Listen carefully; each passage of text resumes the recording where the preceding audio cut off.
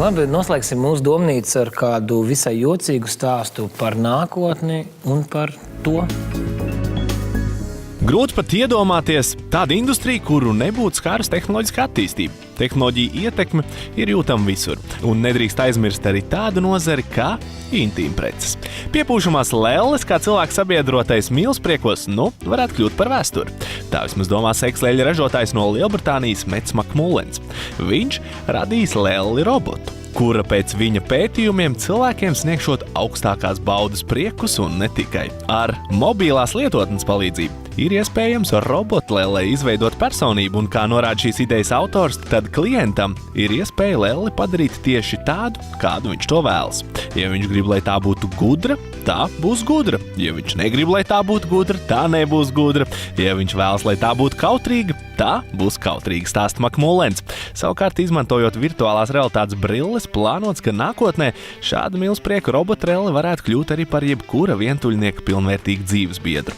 Robotlelles ražotājs domā, ka cilvēki, kuriem šāds produkts no sašutuma liek saķert galvu un nodomāt, kā tā var, gluži vienkārši nesaprot, ka cilvēkiem jābūt laimīgiem. Un ir ļoti daudz cilvēku, kuri nevēlas būt attiecībās ar citu cilvēku. Viņu laimē nepieciešama šāda robotlelle.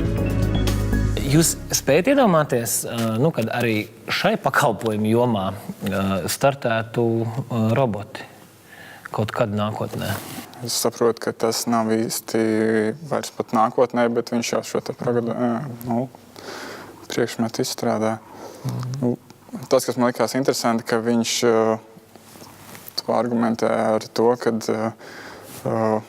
tas ir tas, kā viņš padarīs cilvēkus laimīgus.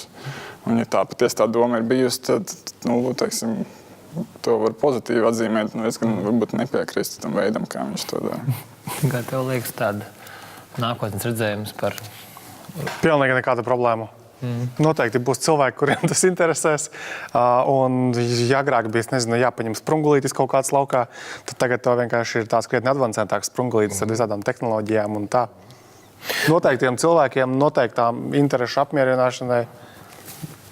Galvenais, lai neapdraud. Lai neapdraud savu vai citu veselību. Un noteikti arī būs cilvēki, kuri pieturēsies pie vecām labām vērtībām. Tāpat kā daži joprojām brauc ar manuālo ātrumkārbu automašīnās, klausās vinilu plats, gan jau, ka viņi arī neuzticēsies šāda veida tehnoloģijām.